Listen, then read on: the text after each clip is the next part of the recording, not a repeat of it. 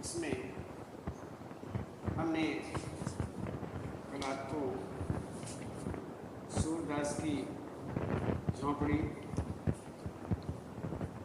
के विषय में बताया। अब आपको हम अब आगे इसमें सूरदास की झोंपड़ी जो ये उपन्यास है, इसमें आपको पढ़ाया शीर्षकों के माध्यम से सारांश के विषय में बताया, अन्य प्रश्नोत्तर आदि। अब हम इसमें आरोहण देखते हैं जो संजीव का लिखा हुआ है। इसमें हम इस पाठ का सारांश देखते हैं और ये भी शीर्षकों के रूप में। देखिए, सबसे पहले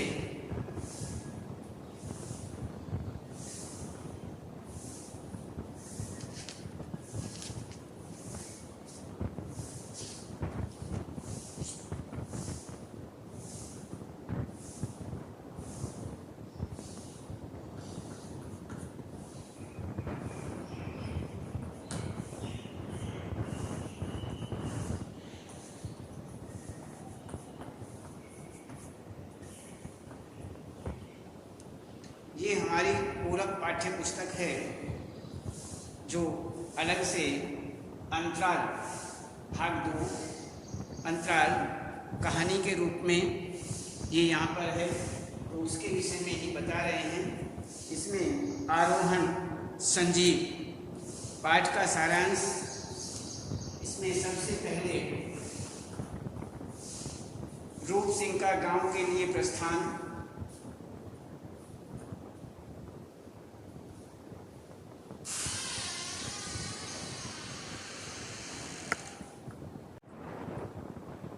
इसमें यहाँ पर उसी प्रकार से अब हम पाठ का सारांश देखते हैं। पाठ के सारांश के रूप में यहाँ पर रूप सिंह का गांव के लिए प्रस्थान।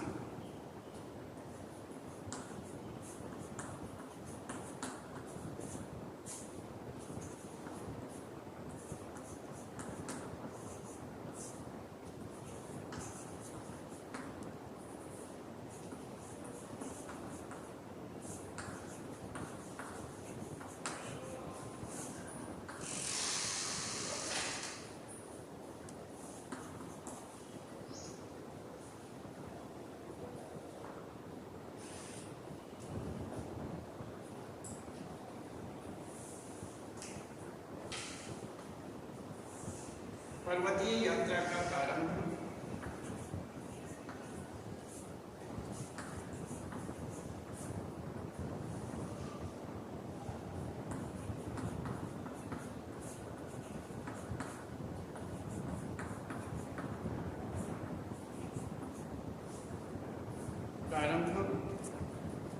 भूप दादा को धक्का देना,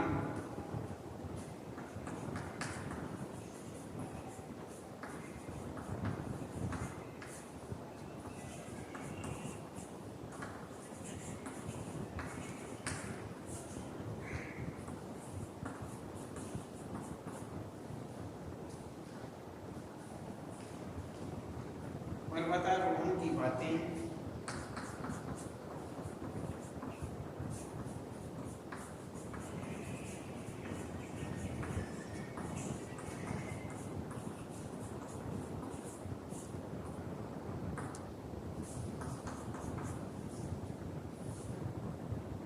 रूप का शैला से प्रेम,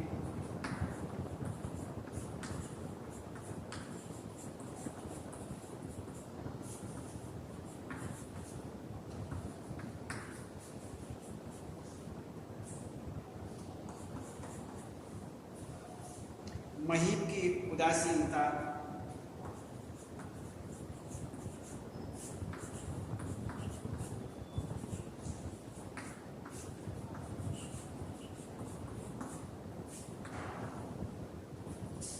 महिब की उदासीनता, माही गांव में प्रवेश,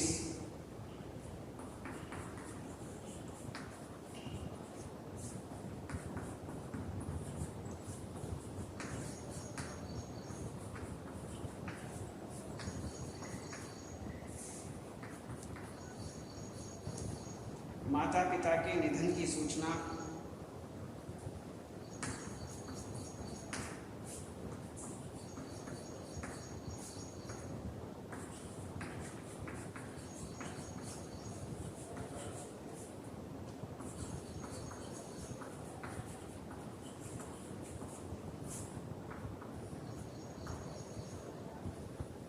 माता पिता के निधन की सूचना,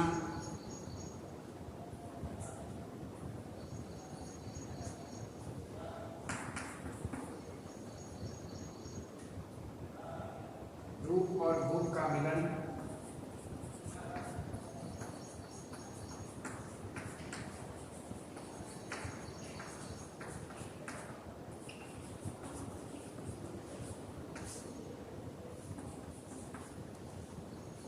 चढ़ाई का प्रारंभ,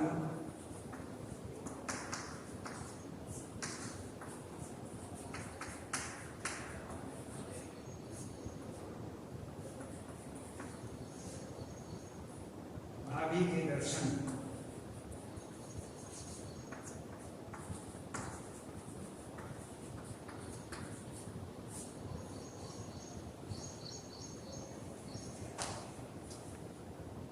भाभी के दर्शन, प्रकृति का तांडव,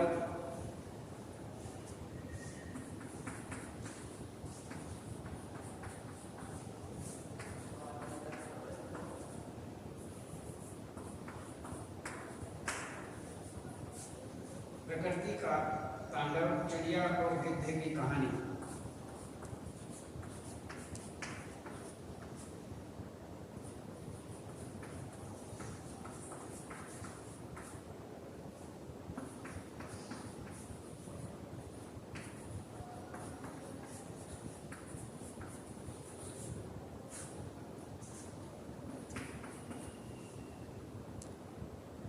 शैला की मौत,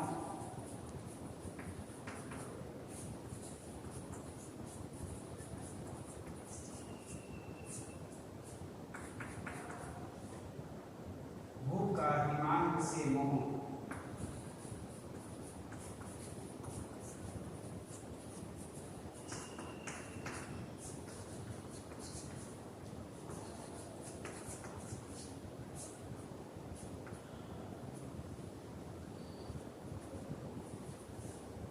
इसमें आपको ये बताएंगे कि सारांश के रूप में अब यहाँ पर सबसे पहले हम रूप सिंह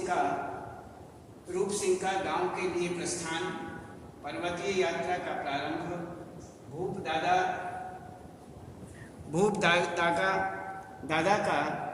दादा को धक्का देना, पर्वतारोहण की बातें, रूप का शैला से प्रेम, महिब की उदासीनता, माही गांव में प्रवेश, माता पिता के निधन की सूचना, रूप और भूप का मिलन, चढ़ाई का प्रारंभ, भाभी के दर्शन, प्रकृति का तांडव, चिड़िया और गिद्ध की कहानी, शैला की मौत, भूप का हिमांग से मोह, ये शीर्षक हैं।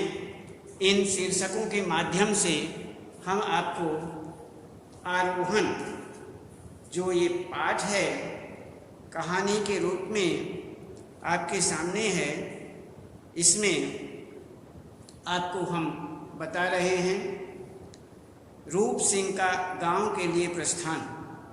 रूप सिंह पूरे 11 वर्ष बाद अपने गांव माही जाने के लिए अपने मित्र शेखर कपूर के साथ, जो उसके गॉडफादर कपूर साहब का पुत्र और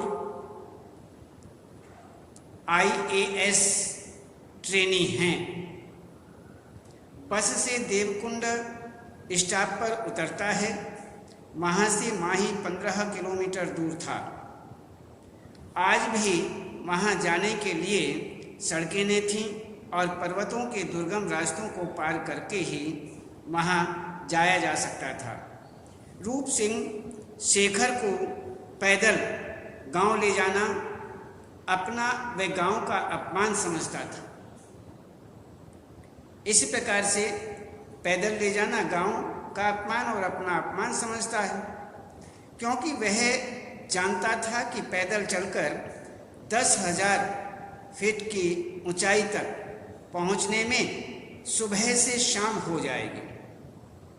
शेखर अपनी दूरबीन से पहाड़ों के सौंदर्य का अवलोकन कर अपनी आंखों को तृप्त कर रहा था। वह वहाँ दूरबीन से पहाड़ों के सौंदर्य को देख रहा था। इसी ही बीच चाय पीते हुए रूप चाय वाले से पूछता है, यहाँ कोई घोड़ा नहीं मिलता क्या? चाय वाले के कहने पर वही पत्थरों की सीढ़ियों पर अकेला बैठा महिब कुछ ही देर में 2 घोड़े लिए वहाँ पहुँचता है। अब देखते हैं पर्वतीय यात्रा का प्रारंभ। पर्वतीय यात्रा का प्रारंभ घोड़ों पर सवार होकर दोनों मित्र पहले पहाड़ पर चढ़ने लगते हैं।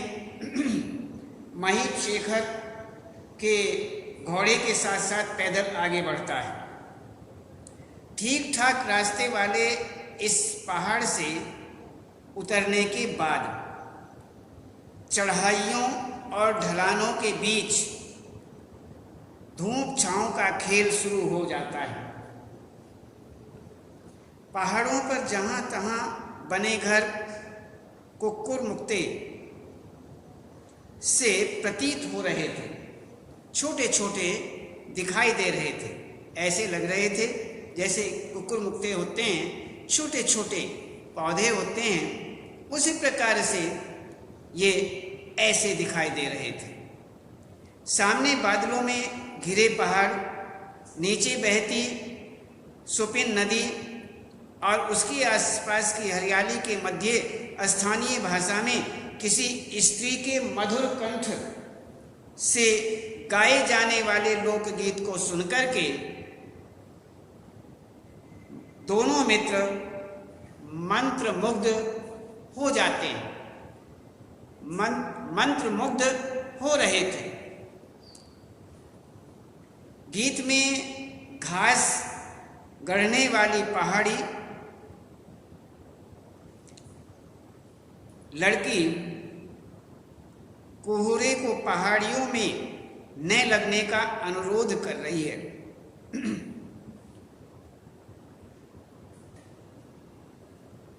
और प्रतिक्रिया स्वरूप कोहरा उसे पहाड़ों में न जाने की सलाह दे रहा है। मौसम इस प्रकार का है, बहुत अधिक मौसम खराब है, अच्छा नहीं है। तो इस प्रकार कोहरा हिलांस पक्षी से भी पहाड़ियों में न बसने की बात कह रहा है। हिलांस पक्षी को भी कोहरा यही कह रहा है कि पहाड़ियों में न बसो, पहाड़ियों में न जाओ। रूप शेखर को गीत का अर्थ समझाता है और अपने बचपन की यादों में विशेष रूप से खो जाता है। अब आगे भूप दादा को इसमें धक्का देना। इसमें रूप चलते चलते अचानक उस जगह ठहर जाता है जहां उसने अपने बड़े भाई भूप दादा को धक्का दिया था। ये याद आती है और उसी ही बीच वह वहां रुक जाता है। वह शेखर को बचपन की उस घटना से अवगत कराता है जब एक बार वह घर से भागकर देवकुंड चला गया था और भूप दादा उसे खोजकर इसी ही रास्ते से हाथ पकड़कर उसे घर ले जा रहे थे। इसी स्थान पर उसने अपने भैया से छुटकारा पाने के लिए उसे धक्का दे दिया था और वह भूप दादा के साथ ढलान में ढुलकते हुए एक पेड़ पर जा अटका था, जिससे दोनों की जान बच गई थी। वहां से ऊपर सुरक्षित स्थान पर आकर भूप दादा ने उसकी ओर अपनी खरोचों पर पत्तों का रस डाला था। भूप दादा इस घटना के लिए खुद को कसूरवार समझ रहे थे। उन्हें लग रहा था कि यदि उन्होंने रूप का हाथ न पकड़ा होता तो वह गिरने से बच जाता। उस घटना के बाद उन्होंने उसका हाथ छोड़ दिया था।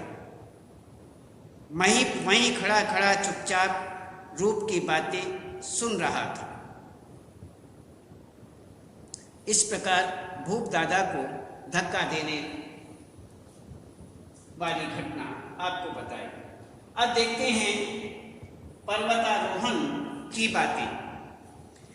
वहां से आगे बढ़ने पर दोनों मित्र पर्वतारोहण की चर्चा करने लगते हैं।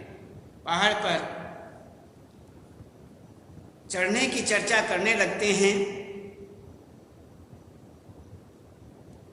और वस्तुतः भूप दादा के साथ घटी इस घटना के 1 वर्ष बाद रूप की भेंट शेखर के पिताजी से हुई थी, जिसके बाद उसकी जिंदगी ही बदल गई। रूप ने पर्वतारोहण की शिक्षा शेखर के पिता से ही पाई थी।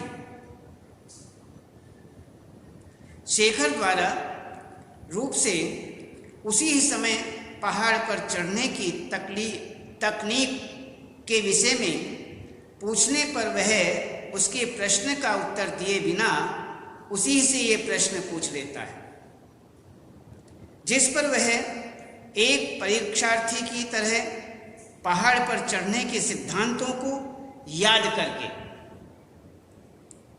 रूप को पहाड़ पर चढ़ने की तकनीक बताने लगता है। किस प्रकार से पहाड़ पर चढ़ना चाहिए।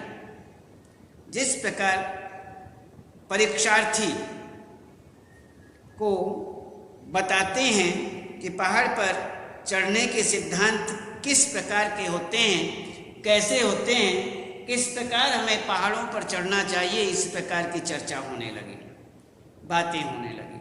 तो पर्वतारोहण से संबंधित रॉक पिटन, एकर, रोप, लैडर, गार्डनिंग, फ्री रिपेलिंग आदि की चर्चा करते करते दोनों मित्र पहाड़ से सटे संकरे रास्ते से, बहुत ही छोटे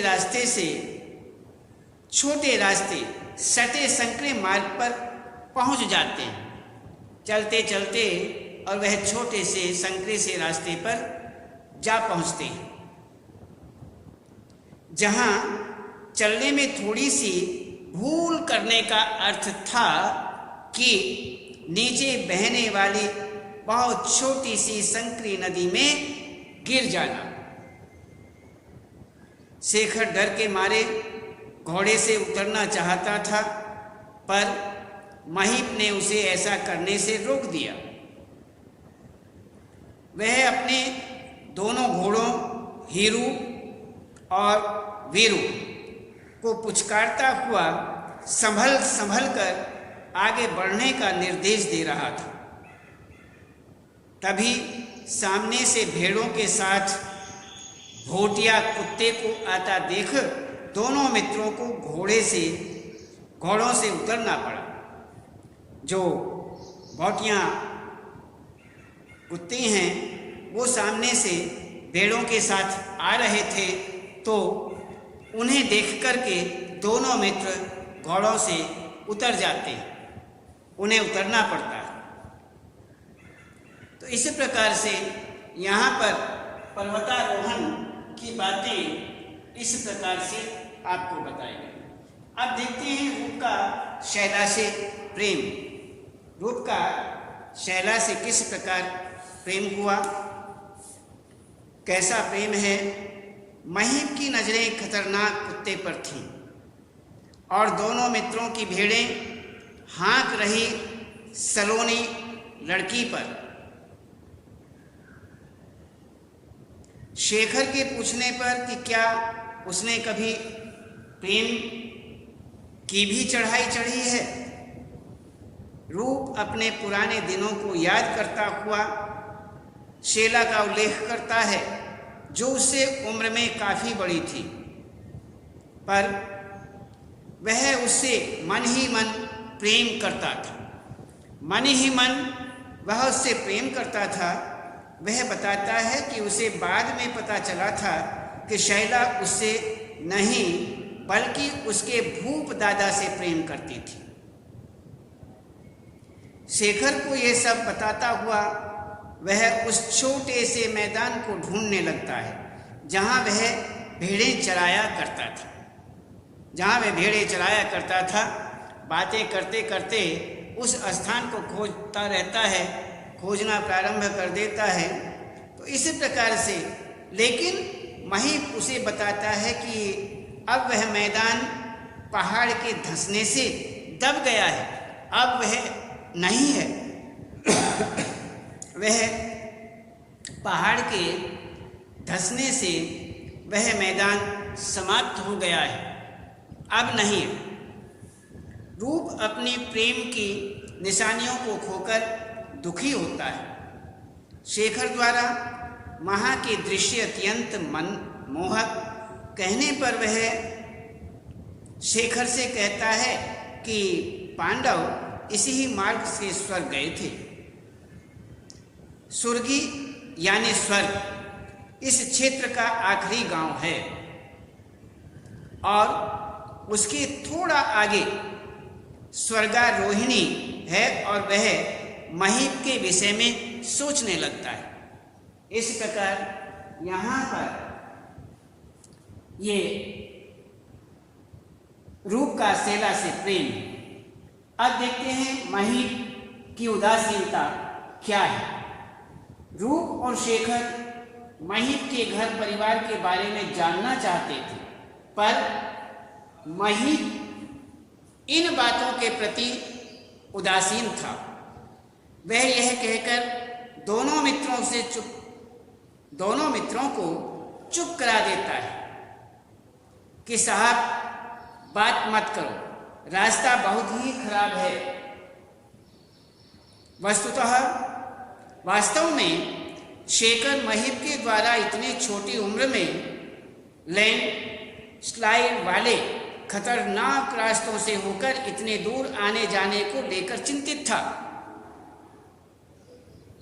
आगे बढ़ने पर जब घोड़े झरने का बहता पानी पीने लगते हैं, तब महीप भी पानी पीकर अपनी प्यास बुझाता है। वह भी अपनी प्यास बुझाता है। इस क्रम में दोनों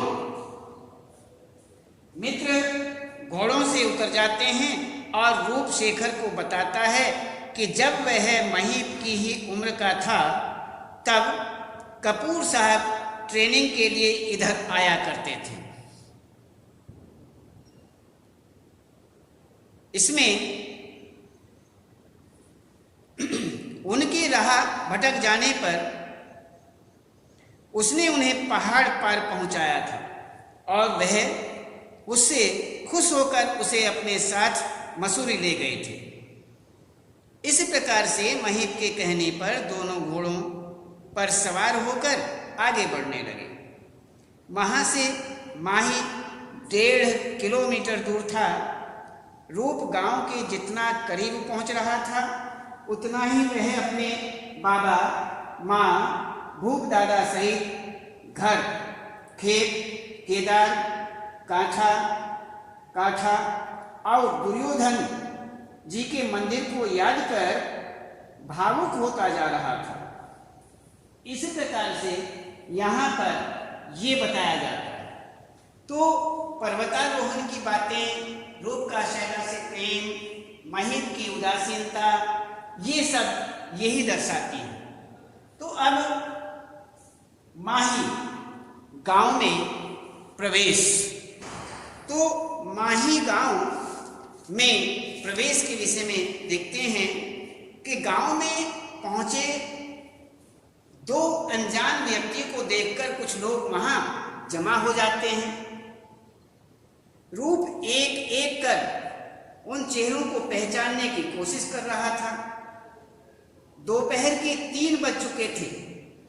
रूप ने 10-10 के 12 नोट थमाते हुए महित को रात भर वहीं रुक जाने के लिए कहा, मगर उसने उसकी बात अनसुनी कर दी और वहां से चल पड़ा।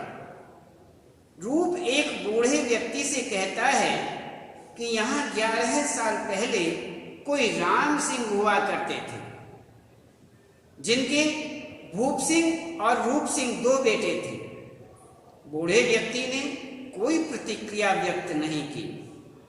रूप ने यही बात जब गढ़वाली में कही, तब बूढ़े ने उसे बताया कि रूप तो बहुत पहले भाग गया था। इस पर वह उन्हें पहचानते हुए अपना परिचय देकर कहता है कि आप दादा त्रिलोक सिंह जी तो हैं, और उसके पांव छूने लगता है। वहां उपस्थित जितने भी थे, एक व्यक्ति के पूछने पर, वहां उपस्थित एक व्यक्ति के पूछने पर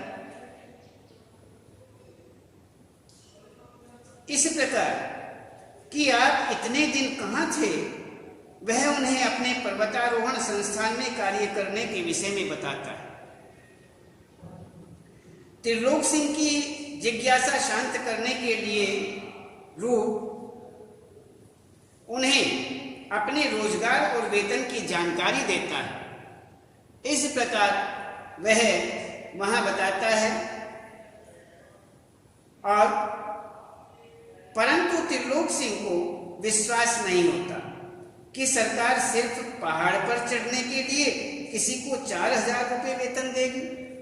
यह उन्हें विश्वास नहीं होता है कि केवल पहाड़ पर चढ़ने के लिए वह इतने पैसे देगी सरकार, ऐसा उन्हें विश्वास नहीं होता है। तो इसी प्रकार से यहाँ पर माही गांव में प्रवेश करता है, और आगे कहते हैं माता पिता के निधन की सूचना। माता पिता के निधन की सूचना उन्हें प्राप्त होती है। इस प्रकार यहाँ पर हम बताते हैं कि रूप उनसे अपने घर जाने की अनुमति मांगता है। कहता है, अब मैं घर जाना चाहता हूँ, लेकिन त्रिलोक सिंह द्वारा उसके घर के उजड़ने व माता पिता के निधन के बारे में बताने पर वह उदास हो जाता है। जब उसने बताया कि उसके माता पिता समाप्त हो चुके हैं, उसके माता पिता मर चुके हैं, उनका निधन हो चुका है और उनका घर जो है वो उजड़ गया है, तब ऐसा सुनकर के वह बड़े निराश होते हैं, उदास होते हैं। भूप के विषय में पूछने पर वहाँ खड़ी एक औरत उनके जीवित होने, उनकी पत्नी व बेटे महित के विषय में बताती है कि वह जीवित हैं, उनकी पत्नी, उनके बेटे आदि वहाँ पर हैं, जीवित हैं, इस विषय में बताते हैं। तो इस प्रकार से ऐसा बताया जाता है। तो यहाँ पर महित के विषय में पता चलने पर रूप व शेखर हैरान होते हैं, हैरान हो जाते हैं, और रूप उसे देखने के लिए मुड़ता है, लेकिन वहां से जा चुका होता है। शाम होने वाली थी। त्रिलोक सिंह रूप को सामने वाले पहाड़ पर चढ़ जाने के लिए कहते हैं। जहां भूप सिंह का घर था, पर वह पत्थर, खूंटी, रस्सी, कुल्हाड़ी आदि के न होने की व्यवस्था जाहिर करता है, जिस पर वहां उपस्थित सभी लोग हंस पड़ते हैं। वहां जितने भी लोग उपस्थित थे वो ये सारी बातें सुनकर के हंस पड़ते हैं, हंसने लगते हैं। तो इस प्रकार से, क्योंकि उसके लिए पहाड़ों पर चढ़ना सामान्य सी बात थी, उसके लिए तो एक सामान्य बात थी, इसलिए ऐसी बात सुनकर के उसके आसपास खड़े होने वाले जो लोग थे वह हंसने लगते हैं, मुस्कुराने लगते हैं। इसी प्रकार यहाँ पर माता पिता के निधन की सूचना उन्हें प्राप्त होती है और इस प्रकार आगे कहते हैं कि रूप और भूप का मिलन, रूप और भूप का मिलन जो है उसके विषय में बताते हैं कि इसी बीच भूप सिंह वहां आते हैं। गोरे चिट्टे चित्तीदार चेहरे और भौहों पर कटे निशान वाले भूप सिंह अब और भी ठोस और सख्त लग रहे थे। रूप उनके चरण स्पर्श करता है। दोनों भाई एक दूसरे को पाकर खुश होते हैं। रूप उन्हें शेखर से परिचित करवाता है। वह उसके नमस्कार का जवाब न देते हुए और बिना किसी गांव वाले से बात किए उन दोनों मित्रों के बैग उठाकर अपने घर की ओर चल पड़ते हैं। वह किसी को कुछ नहीं बोलते हैं और उनके दोनों मित्रों का बैग उठा करके वह घर की ओर चल पड़ते हैं। तो रूप और भूप का यहाँ पर मिलन दिखाया गया है। और फिर चढ़ाई का प्रारंभ, चढ़ाई का जो प्रारंभ है उसके विषय में। चढ़ाई का प्रारंभ, भाभी के दर्शन, प्रकृति का तांडव, चिड़िया और गिद्ध की कहानी, शैला की मौत, भूप का हिमांग से मोह आदि, ये हम आपको आगे कल बताएंगे। आज केवल इतना ही।